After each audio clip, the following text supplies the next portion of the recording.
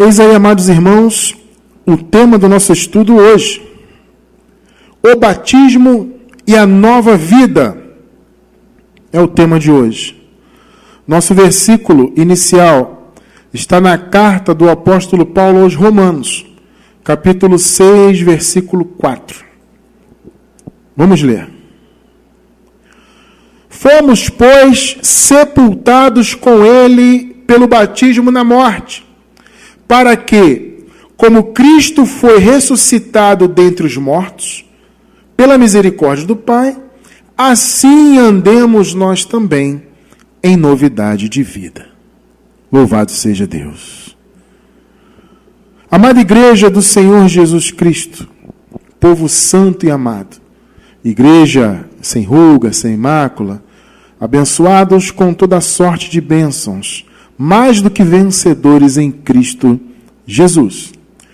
Hoje, amados irmãos, nós vamos falar desse grande fato maravilhoso para nós, né? Foi terrível para Jesus, porque ele sofreu muito, né? Mas para nós foi maravilhoso porque foi o momento em que o Senhor liberou para nós a sua graça. Foi lá na sua morte, quando ele, entre aspas, né, por assim dizer, ele assinou o contrato da graça. Isso é metafórico, claro, né? Nós sabemos que a salvação, ela foi feita em 3 atos. Na cruz, ao morrer, né, o Senhor cumpriu a lei. O Senhor Jesus cumpriu toda a exigência da lei, né? E derramou o seu sangue, porque a lei dizia que sem derramamento de sangue não haveria remissão de pecados. Então o Senhor se colocou ali como Cordeiro de Deus, ele se entregou, porque Jesus, amados, vocês têm alguma dúvida de que Jesus poderia se libertar a qualquer momento daquele sofrimento? Com a sua fé, com a sua autoridade, vocês acham mesmo que ele não poderia se libertar e derrotar todos aqueles ali? Ele poderia, mas ele não o fez. Porque o Senhor sempre soube ali do seu chamado. Ele era, em carne, o Cordeiro de Deus.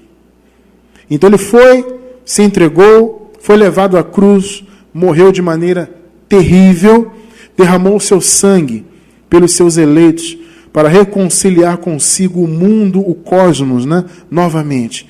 Então ele morreu, foi o primeiro ato. O segundo ato foi a sua ressurreição, obviamente, porque se Jesus não tivesse ressuscitado, a sua morte teria sido em vão, não faria sentido, né? Então o Senhor morreu e ao terceiro dia ressuscitou. E o terceiro ato foi a sua vinda, a sua parousia no ano 70, como nós já estudamos muitas vezes, né? Nós temos aí, atualmente, nós estamos agora no primeiro domingo de 2020, dia 5 de janeiro de 2020, atualmente nós temos 12 estudos, estudo à beça, né? Muita coisa, um bom conteúdo, sobre escatologia consumada, tá? Se você quiser assistir a esses estudos e entender essa questão do ano 70, da parousia, aqui embaixo do vídeo, na gravação, tem um link. Eu vou deixar o link para você aqui embaixo do estudo completo, dos 12 estudos da escatologia consumada. Então, esses 3 atos concluíram a salvação predestinada por Deus, né? Então, lá na cruz foi o início de tudo. Na cruz, o Senhor nos deu o verdadeiro batismo. E é exatamente isso que as pessoas não entendem, abençoados. Por quê? Porque a religião, ela é tradicionalista e ela é cerimonialista. Eles adoram uma tradição de homens, eles adoram uma cerimônia. E por que eu estou falando isso? Porque a visão do sistema religioso, em geral, em especial os que se dizem cristãos, né? Seja qual for o segmento, são muitos segmentos, seja qual for ele, a visão deles é que o batismo ainda em vigor é o de João. Nós sabemos que João Batista ele batizava nas águas para arrependimento de pecados. Nós sabemos disso. E sabemos também que o batismo de João foi um batismo de transição. O próprio João Batista deixou muito claro: eu batizo com água para arrependimento, mas ele, Jesus, vos batizará com o Espírito Santo e com fogo. Então, o batismo de Jesus é um e de João Batista é outro.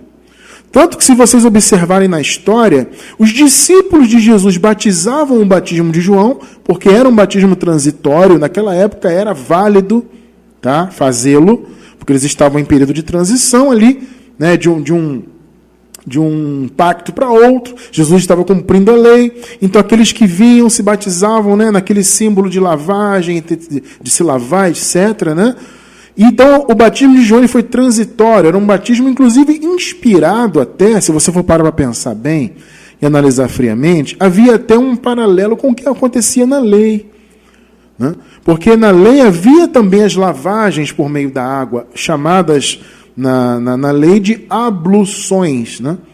Então, a lei também havia esses banhos, essas lavagens da carne, né?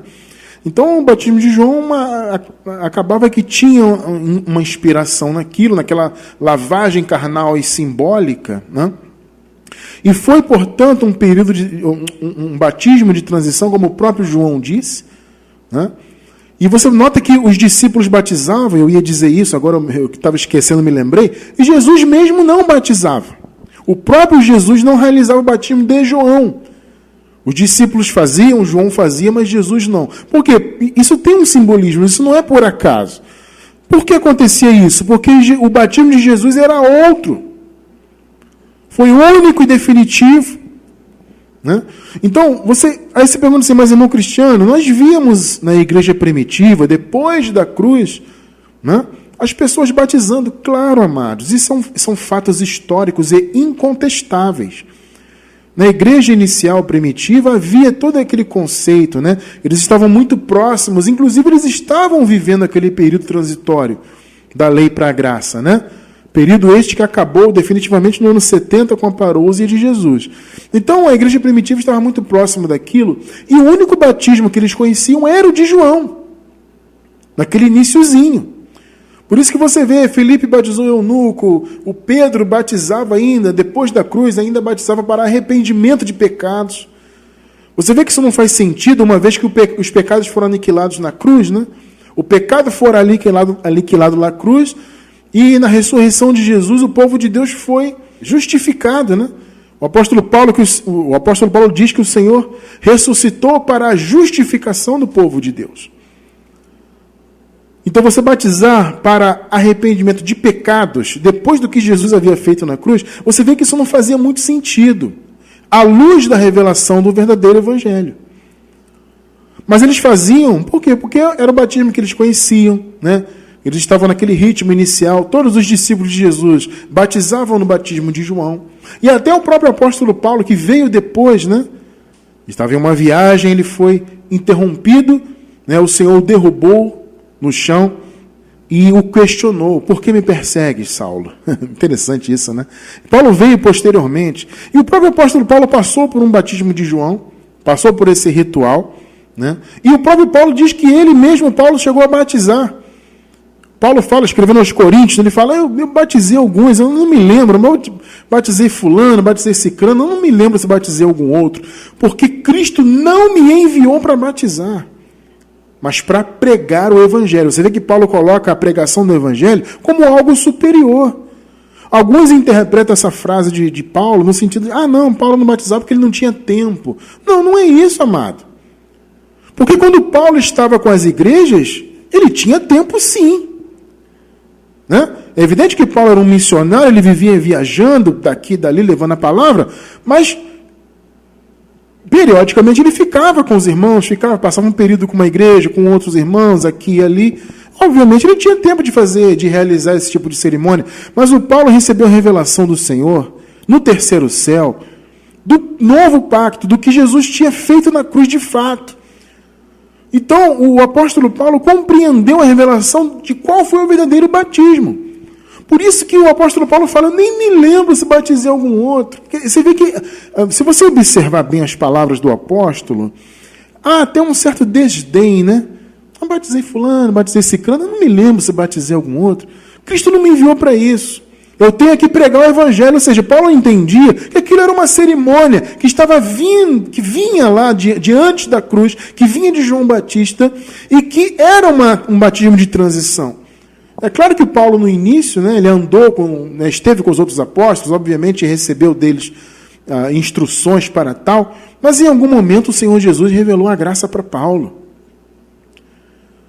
Entende? Jesus falou, olha, o meu batismo não é esse da água é de João. O meu é outro. Amados, olha só, nós temos estudos sobre o batismo. Eu vou tentar procurar, se Deus quiser, eu vou procurar alguns links. Eu vou pedir a minha esposa para anotar ali para mim, para eu não esquecer, sobre estudos sobre batismo. Nós temos texto, temos um estudo em vídeo. Eu vou colocar o link embaixo do vídeo na gravação, tá?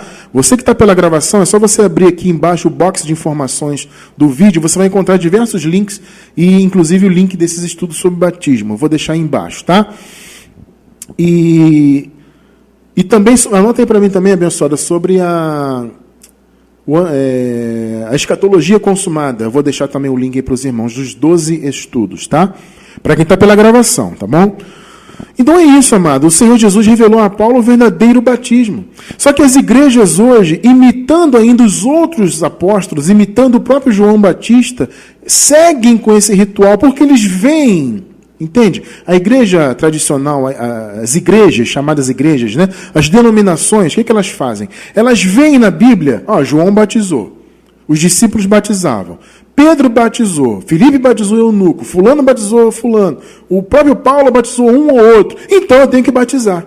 Ou seja, eles não fazem uma análise histórica, contextual, né, do que foi o batismo, eles não fazem uma comparação do batismo de João e de Jesus.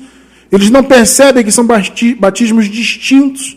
Então eles seguem com esse ritual de limpeza simbólica da carne que não faz sentido hoje. Por quê? Porque na cruz os pecados foram limpos definitivamente. Mas o sistema hoje insiste, aí eles inventam várias desculpas, né? Alguns até entendendo que o pecado já foi aniquilado, até dizem que batizam só por um símbolo, eu batizo porque é bonito, é uma cerimônia bacana. Amado, olha só, nós temos que andar pelo que a palavra revela. A palavra revela que o batismo de João foi um batismo importante? Obviamente que foi, mas ele foi transitório. Nós estamos hoje, não só hoje, mas desde que Jesus fez a sua obra e completou a sua obra, nós estamos submetidos ao seu verdadeiro batismo. Então o que a religião diz hoje? Não, você tem que batizar no batismo antigo, que é o de João, contrariando o evangelho, obviamente, só para fazer uma cerimônia, porque é bonito, porque não sei o quê. Né? E a novidade de vida, para eles, como nós acabamos de ler aqui no início, a novidade de vida é você andar nas doutrinas da religião deles. Então você se batizou, agora você vai andar na novidade de vida. Então se você fumava, você não fuma mais. Se você andava com seus amigos do mundo, entre aspas, você não anda mais. Se você usava aquela roupa XY, agora você vai usar a roupa tal, assim.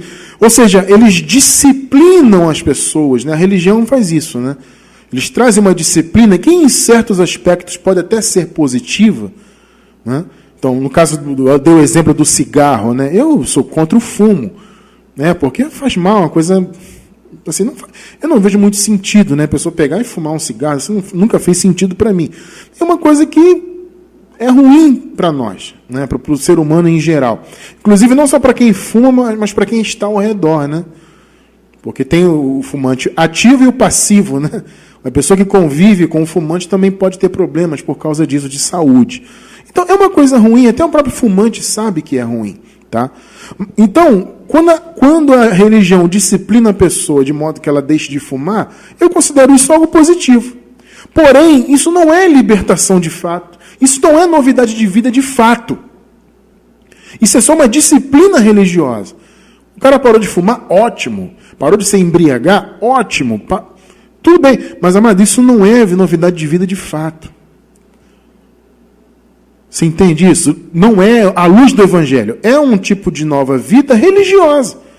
Ele andava de uma maneira X, aceitou Jesus, entre aspas, foi batizado, entre aspas, de novo, nas águas, que é o batismo que já está ultrapassado de João, mas eles insistem com ele. Então o cara é batizado de novo não, nas águas, e aí ele muda e entra no ritmo da igreja. Repito, isso é disciplina religiosa. Isso não é transformação e não é vida nova, verdadeiramente falando. Entende? Então, o que o apóstolo Paulo está falando aqui em Romanos capítulo 6, ele não está falando de uma transição religiosa. Novidade de vida não é você seguir um ritmo religioso, mandamentos, proibições, imposições, e isso e aquilo outro, tanta coisa que a religião inventa, né? Não, quando Paulo fala de batismo, ele não está falando de você deitar num tanque de água, numa praia, num rio. Não é disso que Paulo está falando. Paulo está falando do verdadeiro batismo, da verdadeira nova vida. Então vamos caminhar nesse conhecimento. Na morte de Jesus, nos foi dado o verdadeiro batismo. Muitos pegam esse versículo inicial que nós lemos agora há pouco, Romanos 6,4, para basearem o que eles fazem hoje. Batiza nas águas, né? Então tem todo aquele símbolo, a pessoa deita na água. A maioria faz esse batismo por imersão, né? Alguns fazem por aspersão, existem alguns modelos tal. No meio protestante, a maioria é por imersão, né? Então a pessoa deita, tem aquele símbolo lá, morreu para o mundo, ressuscitou para Deus. Gente, é tudo um simbolismo, mas aquilo não tem valor nenhum prático. É só simbolizar. Sabe, nós vivemos, amados, na graça. Graça não é simbolismo, graça é o bem real. Vocês entendem a diferença? Você não tem que simbolizar o que você já tem. Na época da lei, eles faziam os simbolismos, né? Todas aquelas práticas da lei, tudo aquilo era inútil. Aquilo não tinha valor nenhum, na realidade, é tudo simbólico. Tanto que o apóstolo chama a lei de sombra, né? É uma sombra. O bem real é Jesus. É o que Jesus fez. Então esse simbolismo religioso não tem valor prático nenhum. É só simbólico, é só aparente, A gente não tem que viver de aparência, a gente tem que viver do bem real. Sabe? Então as pessoas, poxa, Cristiano, você não faz um batismo? Não, mas Jesus já fez o batismo. Para mim, o batismo que ele fez foi suficiente. E o problema é que o sistema protestante, né? Os evangélicos e pentecostais e tradicionais, neopentecostais e etc., eles pegam esse versículo que nós acabamos de ler na abertura aqui, que fala do batismo e da novidade de vida, e eles isolam do contexto. Porque, amado, se você observar o contexto, basta um versículo no contexto, para você ver do que Paulo está falando. Paulo não está falando aqui em Romanos 6,4 de você deitar num tanque de água e ter uma novidade de vida sendo religioso. Paulo não está falando disso. Veja só o batismo que ele está falando, no versículo 3, um versículo anterior, Romanos 6,3. Olha a pergunta retórica que Paulo faz aqui para os romanos. Ou porventura, ou igreja de Romanos, ignorais que todos, observe bem aí, todos nós, quantos fomos batizados em Jesus Cristo, fomos batizados na sua morte? Pegou o contexto? Você vê o problema de se isolar versículos do contexto? As pessoas pegam Romanos 6,4 e dizem que é o batismo na água, no tanque, na piscina, dentro do salão do templo, entre aspas, né, que eles falam, e que você simbolicamente morre, ressuscita e tem a novidade de vida agora religiosa. Esse batismo que Paulo está falando aqui ou não? Vamos ler de novo 3? Ou porventura ignorais. Vocês ignoram? Vocês não têm noção? O que Paulo está perguntando? Em Romanos. Que todos nós que fomos batizados em Cristo Jesus, fomos batizados lá na sua morte. Então que batismo Paulo está falando aqui? Do verdadeiro. Não é o de João, simbólico, transitório, que se fazia no iniciozinho ali, antes de Paulo receber a revelação, né? A igreja fazia ali no início e tal. Virou, na verdade, um ritual da igreja, né? Inicial ali. Até que a revelação foi dada ao apóstolo. Do verdadeiro batismo. Então ele está argumentando aqui. Vocês não estão sabendo, não, que o verdadeiro batismo foi feito na cruz? E aí fica a pergunta: em que consiste este batismo? O qual nos foi realizado na morte. Você entende? Alguém pergunta, irmão Cristiano França, você é um irmão que prega a palavra, você não faz um batismo, cara? Vira e mexe, agora até menos, eu confesso, Mas no início do nosso trabalho ministerial eu recebia muitas mensagens. Poxa, mas que igreja é essa? Que irmão é esse que diz que prega a Bíblia e não batiza ninguém? Jesus já batizou todos quantos foram batizados nele. Está escrito aí. Então eu não tenho que fazer um batismo que Jesus já fez, o dele já foi feito. Então por isso que Paulo falou, eu batizei um, batizei outro na água, mas eu nem me lembro se batizei algum outro. Jesus não me enviou para isso. Então, o que consistiu, né, o batismo realizado na cruz, o verdadeiro? Vamos ver? Primeira coisa, o que consistiu o batismo de Jesus que já está em nossa vida, nós já nascemos, inclusive, submetidos a esse batismo? Número 1, a morte, a destituição do velho homem. O velho homem, amados, ele não tem mais poder de trazer condenação. Por quê? Porque o velho homem, para Deus, ele está morto. Ele foi morto lá na cruz. Para nós, o velho homem está vivo aqui, biologicamente. Aquilo que eu sempre explico, né? Biologicamente, e apenas biologicamente, o velho homem está aqui vivo. Mas no que se refere ao seu efeito de condenação, por quê? Porque o velho homem, o pecado está nele, ou seja, o desejo de fazer o mal. Né? Recentemente, até nós estudamos isto, né? O apóstolo Paulo fala, no capítulo 7, inclusive, da própria carta aos Romanos, né? Paulo fala sobre a carne, ele diz que a carne é o mal que estava nele, que ele queria fazer o bem, mas o mal estava com ele. Interessante, né, o Paulo falando isso. E o mal era a carne dele, de Paulo, né? Então, a carne, ela está aqui, ela tem seus desejos, a carne tem suas inclinações, e ela tem um desejo de fazer o mal, né? Só que antes da cruz, antes do pecado ter sido aniquilado, né, havia a lei além da carne. Então a lei e a carne andavam juntas. Por isso que Paulo, no capítulo 8 da carta aos Romanos, ele diz que a lei estava enferma pela carne. Porque lei e carne é como se fosse uma coisa só. A carne atuava para o mal e a lei trazia condenação, né? A palavra diz que a lei era a força do pecado. Então a lei trazia o conhecimento do pecado e trazia má consciência do pecado e trazia, consequentemente, a condenação. Então carne e lei atuavam juntas na condenação. Por isso que o povo estava, antes da cruz, morto espiritualmente.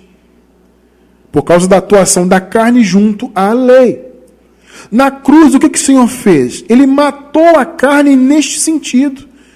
O Senhor tirou as atribuições condenatórias da carne, porque na cruz ele aniquilou a lei, consequentemente ele cumpriu a lei, né? Consequentemente aniquilou o pecado, a gente já vai ver isso aqui biblicamente, e tirou da carne as armas de condenação que ela trazia. Então o velho homem hoje, ele ainda tem desejos maus? Tem. Ele ainda tem inclinações, muitas das vezes pode até nos levar a fazer o mal? Sim, mas ele não tem mais poder de nos condenar eternamente. Esse é o ponto.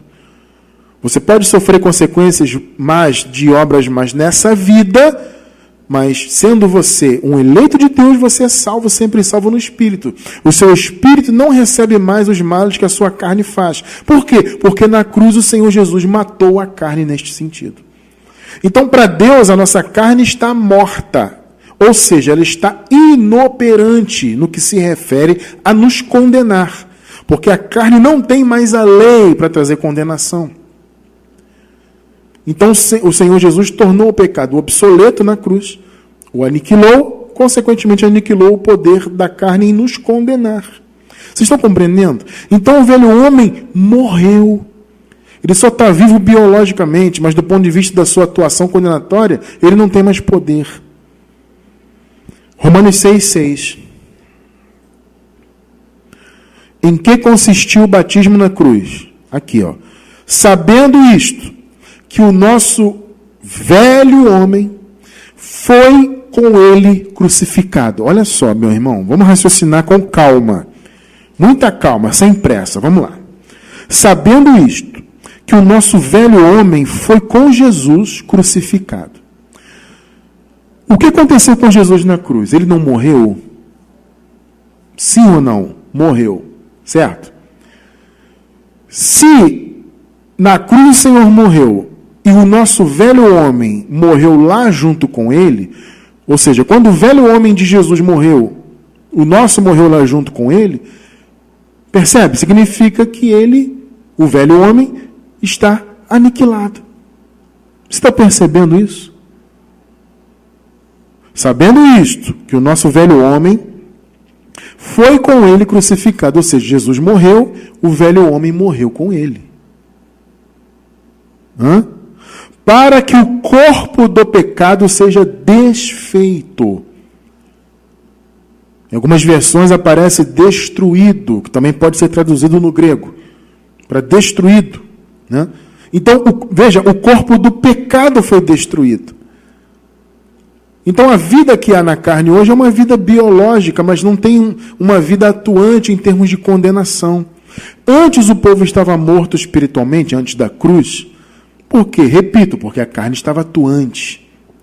Né? A carne junto com a lei trazia condenação, a carne pecava, a lei imputava o pecado e trazia morte. Mas na cruz, o que você acabou de ler comigo? O corpo do pecado foi desfeito para que não sirvamos mais ao pecado. Então, antes da cruz, o povo servia ao pecado. Percebe? Mas na cruz, o velho homem morreu. Entende? Então, o velho homem não tem mais atuação, ou seja, ele está inoperante. O velho homem não pode mais trazer condenação. Não eterna, né? Ele pode te condenar a uma vida ruim, a consequências ruins, etc. É contra isso que nós lutamos, né? Mas o velho homem não pode mais te matar espiritualmente. Você entende por que em graça nós temos absoluta e plena convicção de que somos salvos, sempre salvos? Essa história que salvação se perde é uma heresia absolutamente ridícula do sistema religioso. É uma maneira de colocar um medo nas pessoas, né? Para que as pessoas estejam presas ao sistema deles. Porque o medo ele é uma prisão. Fala a verdade, uma das maiores prisões que existem para a pessoa é o medo. Então o cara diz, se você não seguir as nossas diretrizes, se você não for fiel dizimista, se você não andar com a roupa tal, se você não pagar o preço, se você não jejuar, não fizer, não acontecer, se você sair da nossa denominação, você está perdido. Muitas das denominações fazem isso aí hoje. Se você sair daqui, irmão, perdeu a salvação. Isso é uma piada, né? Nós estamos livres da condenação. Nenhuma condenação há. Para nós que estamos em Cristo. Estar em Cristo é estar na nova aliança. As pessoas dizem que estar em Cristo é você estar em uma denominação religiosa. Estar em Cristo é quando você aceita Jesus na igreja católica, né? Porque tem gente que vai assim, né? A maioria é batizada desde criança, né? Batizada, entre aspas, né? A criança nasce num lar católico, o pai e a mãe já leva e joga uma aguinha na cabeça da criança lá. Mas tem gente que vai depois, aí passa pelo batismo lá, e faz a primeira comunhão, e faz isso, faz aquilo, e pronto, agora eu estou em Cristo. Ou então aceita Jesus na igreja Assembleia, na Batista, na Presbiteriana, na Universal, sei lá onde, agora eu estou em Cristo. Estar em Cristo é estar na nova aliança. Você já nasceu em Cristo. Nós já nascemos, porque já nascemos com a nova aliança estabelecida. E uma vez que nós nascemos em Cristo, já nascemos novas criaturas e livres do pecado. Já nascemos com o velho homem morto. Então, em que consistiu o verdadeiro batismo? Não é um simples banhozinho para você mostrar para a sociedade que agora eu sou dessa igreja aqui, eu aceitei Jesus. Não, batismo não é isso. O verdadeiro batismo foi a morte do velho homem. A inoperância total do pecado. Percebe? Em que consistiu o batismo? Segundo, libertação total do pecado de Adão e o perdão eterno dos pecados, das obras da carne. Nós vivemos, abençoados, submetidos a um perdão eterno. Cristiano, quer dizer que eu posso viver fazendo o que eu quiser? Não, não pode. Em que sentido? No sentido de, primeiro, que você é filho de Deus. Você, sendo filho de Deus, você não aprova o mal. Eventualmente, o filho de Deus pode fazer o mal. Né? A carne pode levar, há uma distração, Acontece, amado, eu não vou tapar o sol com a peneira, tá? Eventualmente. Isso é uma coisa. Outra coisa é você amar e aprovar o mal, né? Entende? Então, o filho de Deus, ele não aceita o mal. Ele não quer viver no mal. Eventualmente, ele pode praticar o mal e ele vai colher as consequências desse mal. Mas a eternidade do Filho de Deus está perfeita, porque ele está perdoado para sempre. Nós temos um estudo em vídeo, se eu não me engano. Vou pedir ao meu amor para anotar ali para mim. O eterno perdão da graça. Entenda que esse eterno perdão, mais uma vez, não é uma licença para você fazer obras mais, irmão. Porque, olha só, eu vou falar uma coisa para adultos espirituais aqui. Então, prepare-se para o que eu vou falar. Licença para fazer o mal você até tem. Não é todo mundo que pode ouvir isso, né? Eu peço a Deus que você tenha uma mente adulta em Cristo para você entender o que eu estou falando. Irmão Cristiano, por que você está dizendo que nós temos uma licença para fazer o mal? Porque o apóstolo Paulo lhe disse que todas as coisas nos são lícitas. Sim ou não? Todas as coisas nos são lícitas. Todas são todas. Boas ou ruins. Só que ele fala, nem tudo convém. Então, é uma questão de quê? De proibição? Não, é uma questão de conveniência. Então, o eleito de Deus, a pessoa que é filho e que tem um Espírito de Deus dentro de si, ela vai entender que não é conveniente certas práticas. Ela não é proibida de fazer. A própria consciência dela, revelada pelo Evangelho, vai afastá-la daquilo. A carne vai querer, mas ela vai pensar, não, mas isso não é para mim. Licença para fazer obras más você tem, todo mundo tem. Agora a questão é você aprovar as obras más. Recentemente nós falamos, eu não lembro agora o tema, seria bom lembrar para colocar. Hoje tem vários temas hoje que eu estou sugerindo, né? Nós falamos sobre essa questão do pecado. Amor, anota aí para mim.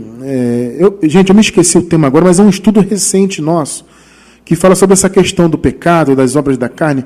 Vou pedir ao meu irmão para anotar ali, eu vou pesquisar e colocar para vocês. Eu não lembro o tema exatamente. Ou seja, o Senhor morreu na cruz, ele destituiu o velho homem do seu poder condenatório, ele matou o velho homem, então, neste sentido. Para Deus, o velho homem já está morto neste sentido. E o Senhor fez o quê? Aniquilou, então, consequentemente, o pecado, né? E liberou o perdão eterno.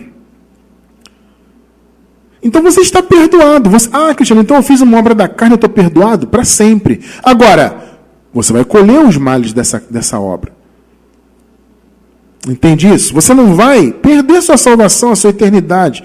Isso não, porque a salvação já está consumada. Agora, quem é que quer viver o mal? Quem que, sendo filho de Deus, tendo o Espírito Santo dentro de si, vai querer viver o mal? Deliberadamente, entende o que eu estou falando? Eu não entendo que um filho de Deus vá querer viver o mal. Por isso que Paulo fala, o mal eu não aprovo, eu pratico, mas não aprovo. Nesse estudo que eu acabei de falar, eu estou explicando bem isso. Vou deixar embaixo do vídeo na gravação aí, se Deus quiser. Então, Hebreus 9:26. De outra forma, necessário lhe fora, ou seria, né, padecer muitas vezes desde a fundação do mundo.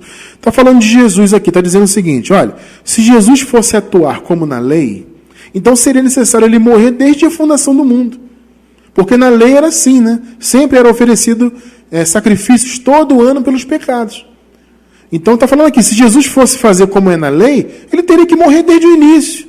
Mas não, agora, na consumação dos séculos, uma vez por todas, olha só, o Senhor se manifestou. Ou seja, uma vez por todas é o quê? Para sempre. Para aniquilar o pecado. Olha aí, meu irmão. Como é que alguém no sistema diz que o povo é pecador, está debaixo do pecado? Se o Senhor aniquilou o pecado que é o desejo de fazer o mal, está na carne? Claro que está, porque a carne é isso. Mas você não está submetido mais à sua carne, porque a carne morreu.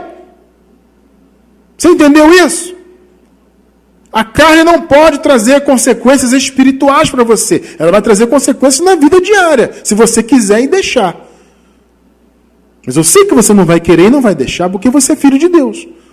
Agora, dizer que você está submetido ao pecado, que você é pecador, que vai perder a salvação, que tem que batizar, tem que passar um óleo, tem que fazer jejum, e tem que fazer campanha. Não! O Senhor aniquilou o pecado pelo sacrifício de si mesmo. Ou seja, foi lá no sacrifício, foi lá na cruz, foi no batismo. Em que consistiu o batismo ao qual nós estamos submetidos até hoje? A destituição do velho homem. O velho homem foi aniquilado, morreu. O Senhor cumpriu a lei, pôs fim à lei, porque o fim da lei é Cristo. Consequentemente, ele pôs fim ao pecado, porque é a lei que dava força para o pecado. Então, ele pôs fim ao pecado e ele aniquilou. No grego, aniquilar é atetesis, significa tornar inoperante, obsoleto, sem efeito. Então, é isso, o sentido é esse. Ou seja, o pecado, a obra má que a carne comete, ele não tem efeito em nossas vidas em termos espirituais, em termos de eternidade. E o Senhor aniquilou o pecado.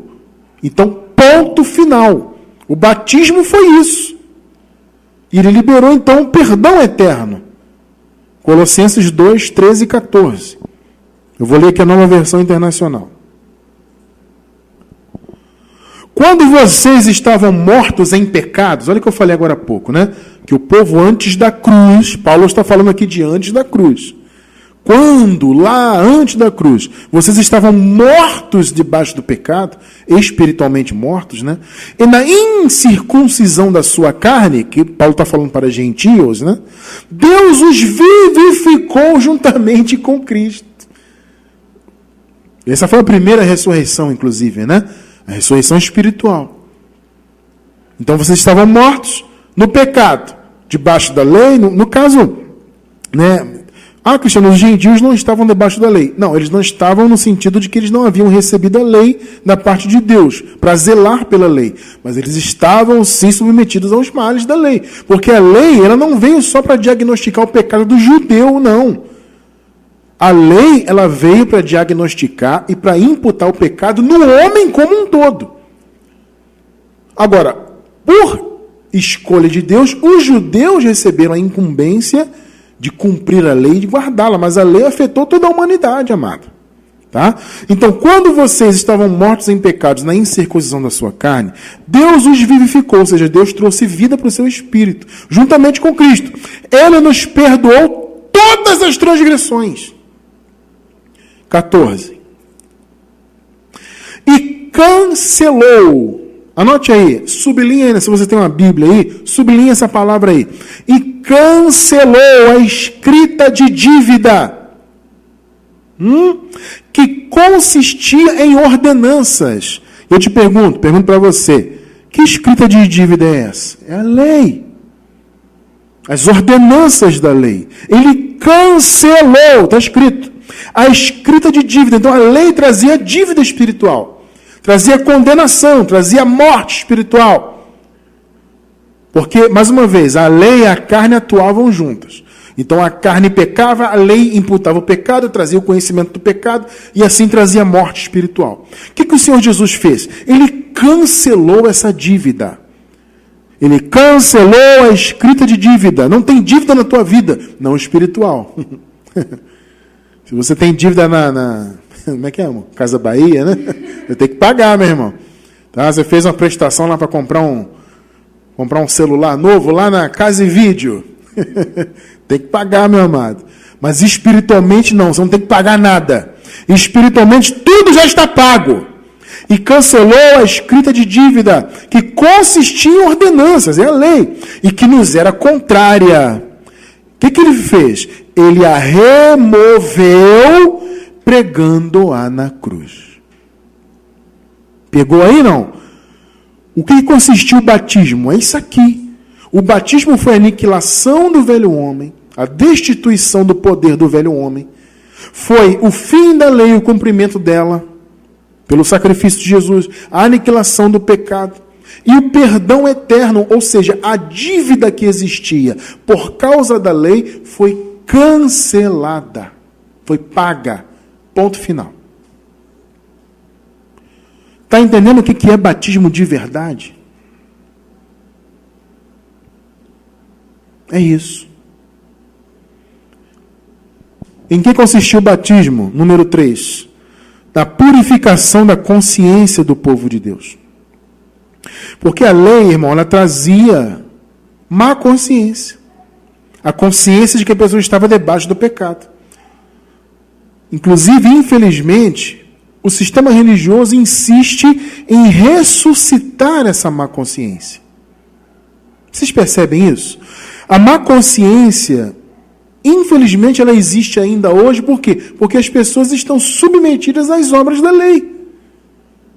Então, o sistema religioso, as denominações, a religião aí chamada cristã, principalmente, coloca na mente do povo o quê? Que o povo está em pecado, que o povo vai perder a salvação, que o povo tem que fazer campanha, tem que fazer o jejum para purificar, tem que comer Páscoa para ter comunhão, tem que passar um óleo na cabeça para sei lá para quê. Eles inventam de tudo. Isso faz o quê? Faz com que as pessoas tenham má consciência.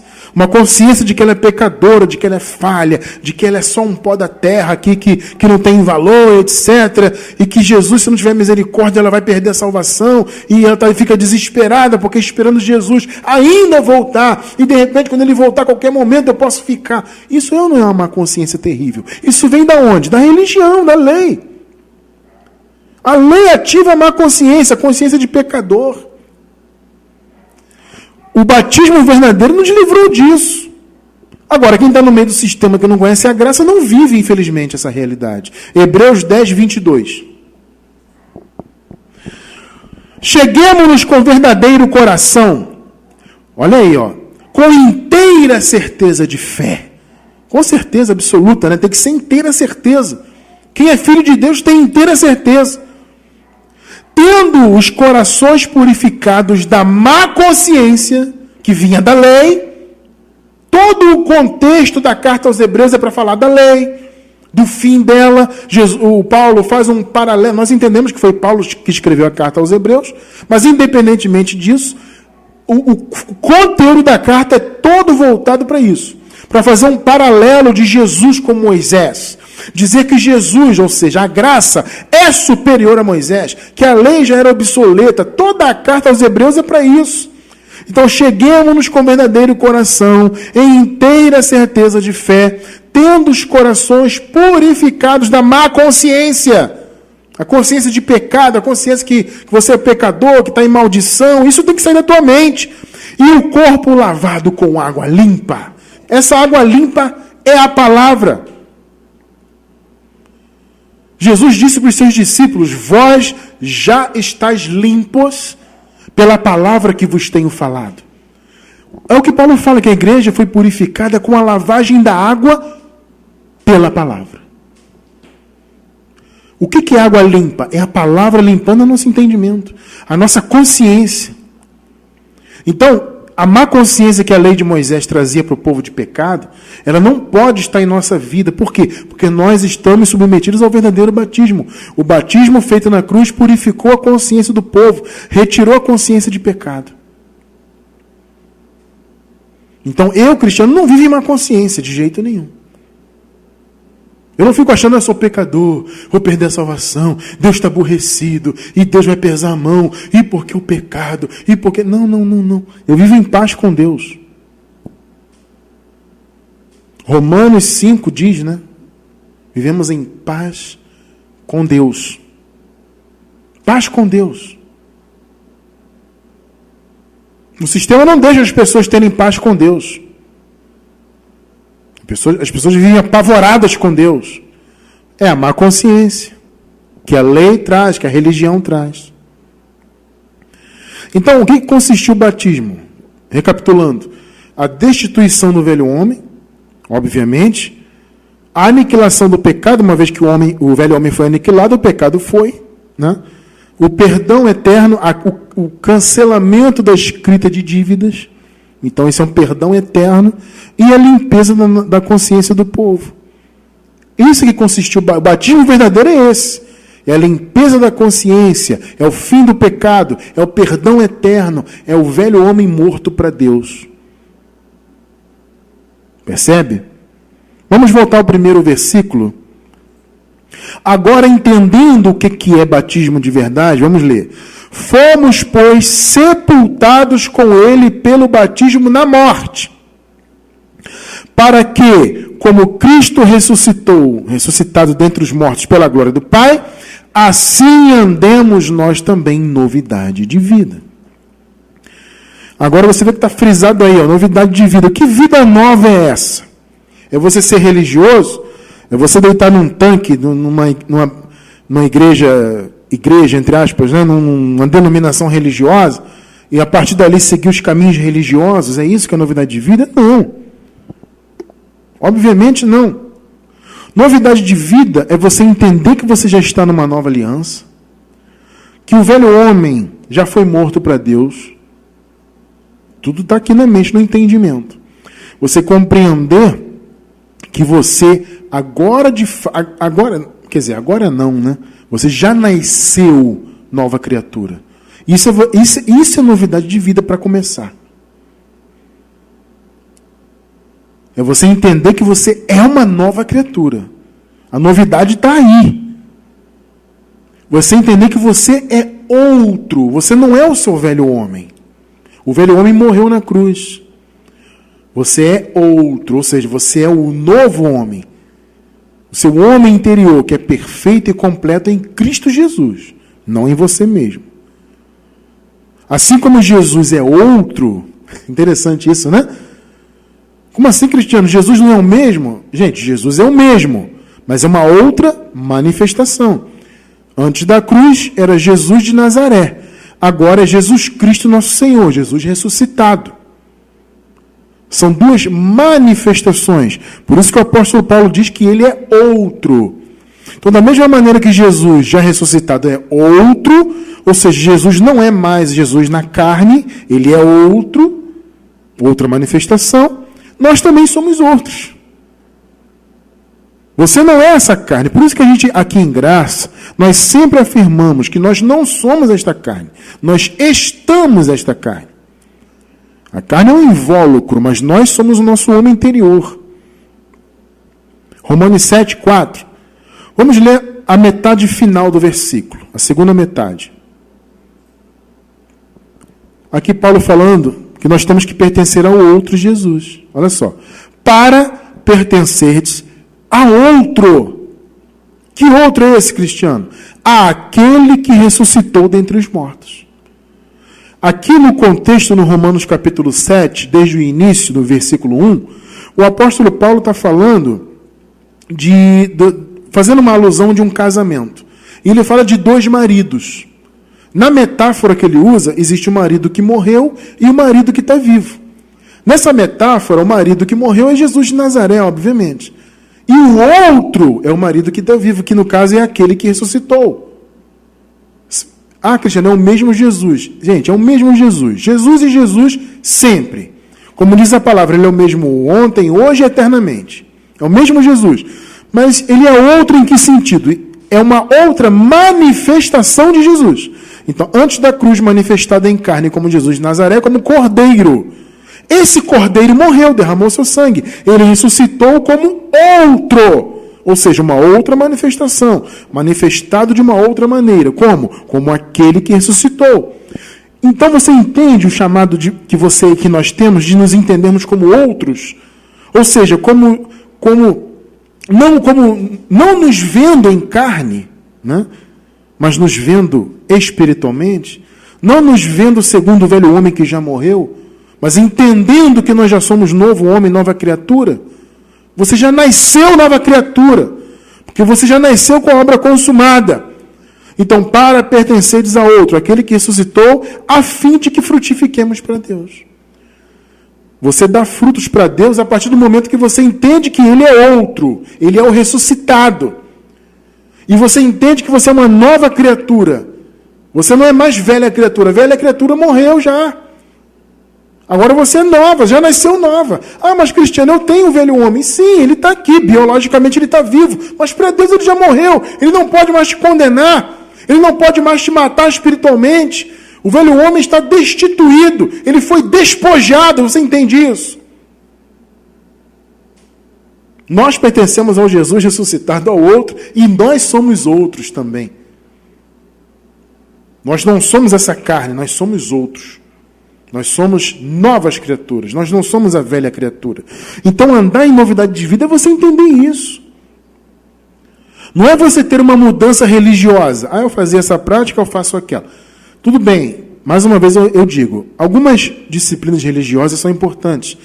E mudanças sim acontecem em nossa vida em termos de prática, mesmo para nós que estamos em graça. É evidente que você conhece o verdadeiro evangelho, ele transforma a sua vida, e claro que ele vai mudar a sua vida, as suas atitudes. Mas ele não vai mudar por meio de mandamentos, entende? O evangelho não te muda por meio de observâncias, né? De ordenanças de homens, de mandamentos religiosos, não. O evangelho te transforma e te muda por meio da revelação da palavra. As suas atitudes mudam, não porque alguém manda você mudar, algum homem, algum sistema, alguma denominação. Não. Você muda porque a palavra te muda de dentro para fora. Novidade de vida é isso. Então, novidade de vida é você entender que você é nova criatura, já nasceu nova criatura, consequentemente, é você dizer não ao velho homem. Porque eu digo para vocês o seguinte, o velho homem, como eu falei, para Deus ele está morto em termos de trazer condenação, ele está inoperante, ele não pode mais te matar espiritualmente. Ponto final. Mas ele está vivo biologicamente nesse mundo aqui, nesse período que nós estamos passando aqui na Terra, né? E o velho homem, a carne, tem seus desejos, suas inclinações para o mal. Então, por mais que você tenha licença para fazer o que você quiser porque tudo é lícito, você obviamente não vai se envolver com tudo. Você vai dizer não para aquilo.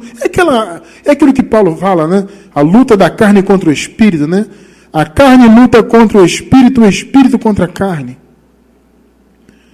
Essa luta, até essa carne aqui biologicamente morrer, essa luta vai continuar aqui nessa vida atual.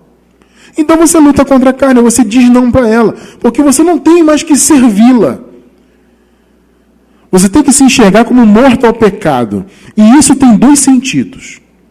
Você tem que se ver morto ao pecado no sentido de que você não está mais debaixo de condenação. Você não está mais debaixo do pecado. Mas você também tem que se ver morto ao pecado no sentido de não mais praticar as obras que a carne manda você fazer. E isso é novidade de vida. Não é ser religioso. É você entender o que o batismo verdadeiro fez para a tua vida, que nós já vimos aqui. É você entender que você agora é uma nova criatura. Assim como Jesus é outro, ou seja, ressuscitado, você também é outro, uma outra nova criatura. E você, por conseguinte, ao invés de dar lugar e deixar a sua carne à vontade, você vai dizer não para ela, porque você não tem que servi-la mais. Romanos 6, do 10 ao 13. Pois, quanto a ter morrido, de uma vez morreu para o pecado, Jesus no caso, né? Mas, quanto a viver, vive para Deus. 11. Olha o teu chamado. Assim também vós considerai-vos como mortos para o pecado. Cristiano França, como que eu tenho que me ver em relação ao pecado? Você tem que se ver morto para ele. Em dois sentidos. No sentido de que você não pode mais ser condenado, você não está debaixo de condenação, você não é um pecador, o pecado foi aniquilado, então você está morto para ele. Você tem que se ver nesse sentido. Mas também no sentido de que você não deve dar ouvidos à sua carne. Morto ao pecado nos dois sentidos. Considerem-se mortos para o pecado, mas vivos para Deus em Cristo Jesus nosso Senhor. Nós estamos vivos para Deus. A carne está morta para Ele, mas nós, o nosso homem interior, estamos vivos. Próximo versículo, 12. Não reine, portanto, o pecado em vosso corpo mortal. Ou seja, o desejo de praticar o mal. Não deixe isso reinar na vida de vocês. É o que Paulo está falando. Para lhe obedecerdes as suas concupiscências. Os desejos maus, né? Não obedeçam a isso. É o que Paulo está falando. Vocês não têm mais que se submeter a isso. 13. Nem tampouco apresenteis os vossos membros ao pecado por instrumentos de iniquidade, mas apresentai-vos a Deus como vivos dentre os mortos. Olha que palavra isso aqui. Você está morto em termos de carne para Deus. A carne já foi despojada. Mas você se apresenta para Ele vivo. Nós estamos vivos para Deus, entenda isso. Espiritualmente vivos e para sempre vivos. E os vossos membros apresentem a Deus, né? Como instrumentos de justiça. Então, o que Paulo está dizendo aqui, resumindo? Com a sua vida que você tem hoje na carne, use a sua vida como membros, como instrumentos de justiça. Use a sua vida para praticar a justiça que Paulo está falando. Você está morto para o pecado. Em dois sentidos. Vou repetir para ficar bem firme na tua mente. Considere-se morto ao pecado em dois sentidos. No sentido de que você não está mais debaixo dele, você não pode mais ser condenado por ele, porque ele foi aniquilado na cruz. Você está livre do pecado, então você está morto para ele. Mas também considere-se morto para ele em relação às obras más que a carne tem vontade de fazer. Ofereça a sua vida para práticas da justiça de Deus, não para a injustiça. Isso é novidade de vida, irmão. Não é ser religioso. Não é deitar num tanquinho de água na igreja e levantar, agora eu sou aqui da igreja tal, agora eu sou religioso e vou seguir os mandamentos da igreja. Isso não é novidade de vida. Novidade de vida é você entender que você é nova criatura, é você viver aqui e dizer não para a tua carne e usar o seu corpo como instrumento de justiça de Deus. E você entender que você está morto para a lei. Porque as pessoas aí no sistema religioso dizem que, né, elas estão em novidade de vida. Eu aceitei Jesus, fui batizado lá nas águas, agora estou em novidade de vida. Mas elas seguem cumprindo a lei. Eu pergunto, a lei é uma nova aliança ou uma velha aliança? Responde aí. A lei é nova ou é velha? Irmão Cristiano, a lei é velha. Ora, se a lei é velha e você está cumprindo a lei, que novidade de vida é essa então? Não tem lógica, percebe? Qualquer pessoa que está cumprindo uma que seja, obra da lei, uma só que seja, ela está obrigada a cumprir todas, segundo a palavra. Então, se ela está debaixo da lei, cumprindo uma obra que seja, ela não está vivendo novidade de vida nenhuma, ela está vivendo a vida velha. Então, se você é fiel dizimista no sistema religioso, vida velha. Você vive em jejuns, vida velha. Você vive guardando sábados de 24 horas, né? O sábado, o Shabat, né, que começa sexta-feira à noite, no pôr do sol, e termina no pôr do sol de sábado. Tem muitas denominações que fazem o povo hoje guardar o tal do sábado. Está guardando? Velha vida. Está comendo Páscoa? Velha vida. Percebe isso? São velhas vidas que as pessoas vivem. A novidade de vida é você entender que você está morto para o pecado, você dizer não para a tua carne, entender que você é uma nova criatura e sair debaixo das obras da lei. Porque senão a vida vai ser sempre velha. Romanos 7,4. Assim, meus irmãos, aqui é a parte A do versículo, né? Nós lemos ainda há pouco a segunda metade.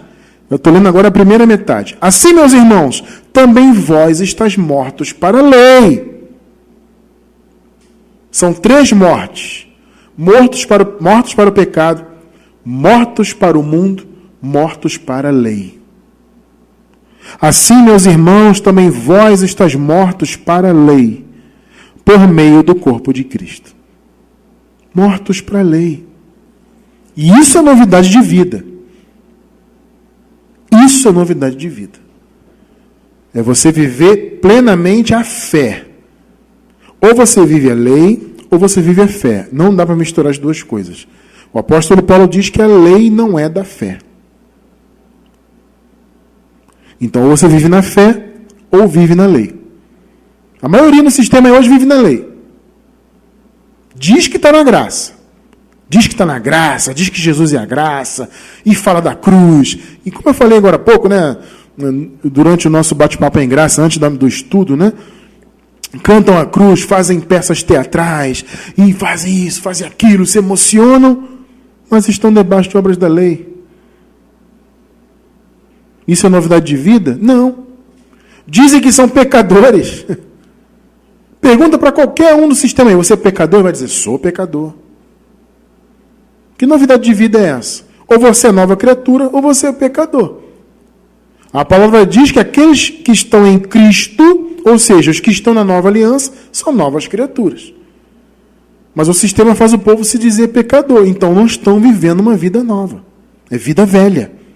Porque pecador é antes da cruz, debaixo do pecado. Então quem diz que é pecador, vida velha. Está em obras da lei, vida velha.